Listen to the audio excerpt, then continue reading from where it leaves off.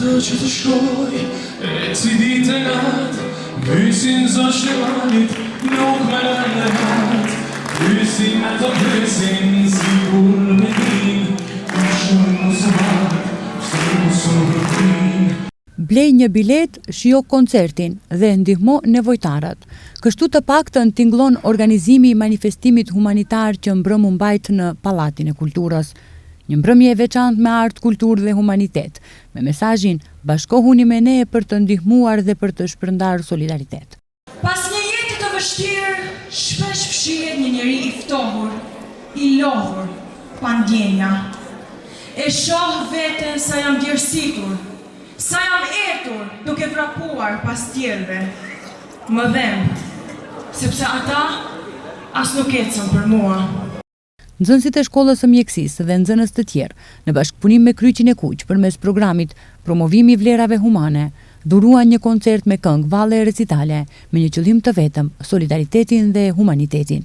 Qëllimi ynë është që të mbledhim, tolla, të mbledhim mjete, diçka edhe që ndihmojnë njerëzve në nevojë. Ne i kemi projektet tona, i kemi konceptuar se cilat janë, por nuk i nxjerrim në pa, dal nga dal secili projekt. Kemi 6 projekte me radhë, kemi gjithë nxënësit të ndarë në për grupe, ku secili grupe ka detyrën e vete dhe në vazhdim dita ditës miremi me angazhimet tona, ku fal edhe Kryqit të Kuq, fal PHV-s dhe komunës së Tetovës që na ndihmon çdo ditë.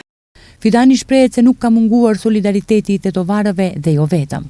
Shumë janë të interesuar, deri tash kemi bërë edhe 2-3 organizimin e qendër të Tetovës, ku kemi bërë shitjen e secili nxënës ka sjell diçka nga shtëpia, ose kemi gatuar diçka, ose me duart e veta kanë punuar diçka, ka pas shumë interesim të jashtëzakonshëm të madh dhe deri tani kemi mbledh, deri tani një buxhet shumë të madh kemi mbledh, por që dihet se qëllimi është për të ndihmuar njerëzve dhe tetovarët si gjithmonë janë shumë solidarë dhe shumë human.